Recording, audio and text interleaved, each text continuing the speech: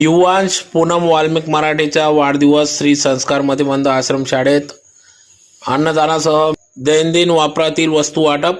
धुळे शहरातील श्री संस्कार मतिमंद मुलांचे बालगृह व कार्यशाळा येथील सभागृहात आज दिनांक 21 मार्च 2026 रोजी वडील पैलवान वाल्मिक बाबूलाल मराठे, आई पूनम वाल्मिक मराठे यांच्या वतीने या ठिकाणी युवांश पूनम वाल्मिक मराठे याचा पहिला वाढदिवस हा अनाथ मुलींच्या सोबत साजरा करण्यात यावा अशी इच्छा पूनम वाल्मिक मराठे यांची होती व त्यानुसार त्यांनी आज दिनांक 21 मार्च 2026 रोजी चिरंजीव युवांश याचा वाढदिवस असल्याने या ठिकाणी धुळे शहरातील श्री संस्कार मतिमंद मुलींचे बालगृह व कार्यशाळा या ठिकाणी येथील सभागृहात वाढदिवस हा मोठ्या उत्साहात साजरा केला।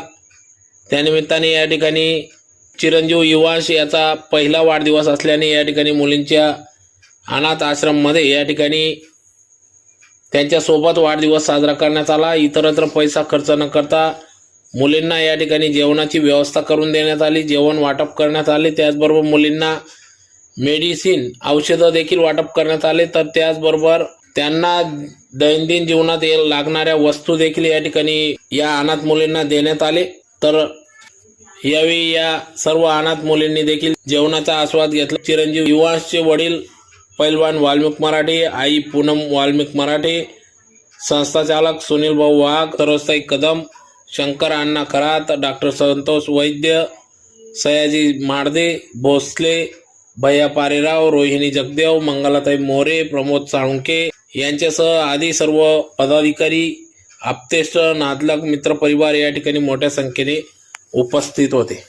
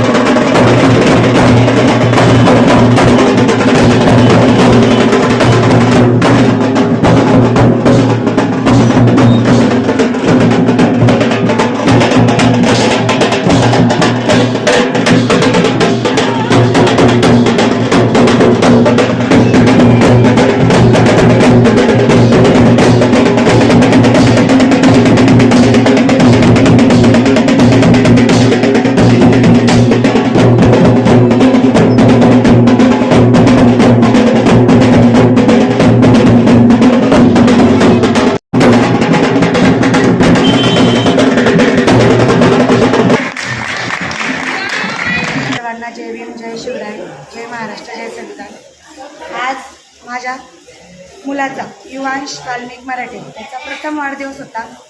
हा वाढदिवस मी काहीतरी फुले शाहू आंबेडकर ह्या चळवळीला साजेसा करण्याचा माझा निर्णय होता। बाळ होण्याच्या अगोदरच ठाम निर्णय घेतला होता की बड्डे करेल तर मी ह्या अशा माझ्या अनाथ लेकरांसोबतच माझ्या मुलाचा पहिला वाढदिवस साजरा करेल। आणि तो आज मी 21 मार्च 2026 रोजी यमुना शैक्षणिक संस्था मुलींचा बालगृह इथे मी आज युवांश मराठे यांचा प्रथम वाढदिवस अतिशय उत्साहात आणि जोरात साजरा केला। आणि युवांशच्या पहिल्या वाढदिवसाच्या निमित्ताने मी ह्या माझ्या अनाथ लेकरांना जेवण व काही मेडिसिन गरजू वस्तू ह्या माझ्यातर्फे भेट दिल्या आहेत। तसंच मी माझ्या युवांचा वाढदिवस या अनाथ मुलींसोबत अतिशय थाटात आणि मोठ्या उत्साहाने साजरा केला। तर मी माझ्या सर्व बंधू भगिनींना हेच सांगेल की इतर वेस्टेज खर्च करण्यापेक्षा या अनाथ लेकरांसोबत तुमचा आनंद साजरा करा। हा नक्कीच 4 पट दुप्पट होऊन तुमचा आनंद तुम्हाला कोणत्या ना कोणत्या रूपात नेहमीच मिळत राहील।